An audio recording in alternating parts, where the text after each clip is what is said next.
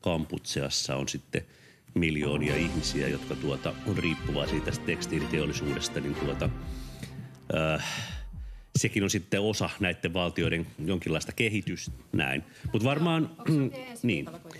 Vielä tämmöinenkin näkökulma tuohon asiaan on, että Suomessa inflaation takia ihmisten reaalitulot ovat pudonneet lähes 10% vuodessa. Mieluummin sohvilta, jos saa pyytää.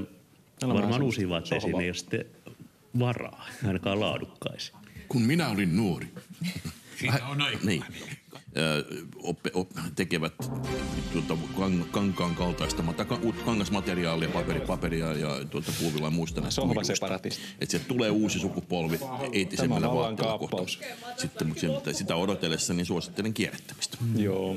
Niin, meiltä on ehkä, tai ei mitään ehkä, vaan meiltä on ylipäätään niin kuin kadonnut, niin kuin, mitä sen niin sanotusti pitäisi maksaa. Puuvilla vettähän esimerkiksi käytetään asia, mitä suomalaiset ei oikein ymmärrä, että silloin se on jossain päin muualla. Harvinaisuustuote, mutta jos käyttää hirveän paljon vettä. Mutta toinen asia, mitä kun kovasti Kiitos puhutaan puuvillasta ja muista, niin onko se öljypohjainen keinokuitu, joka sitten korvataan vaikka turkiksia, jos kenties puhutaan, niin onko se sitten kuitenkin eettisempää kulkea niin kuolleiden dinosaurusten öljyssä vai niin mikä on se eettisyys siinäkään? Musta niin mikromuovin vastustaminen on erittäin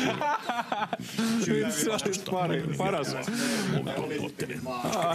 Sittenhän tässä on viritelty vähän sellaistakin vastakkainasettelua, että nyt kun todella moni suomalainen vaatevalmistaja tai tämmöinen muotimerkki on opetettu jo monta tällaisten merkkien liikettä, että se johtuisi siitä, että tämä second hand on nousussa –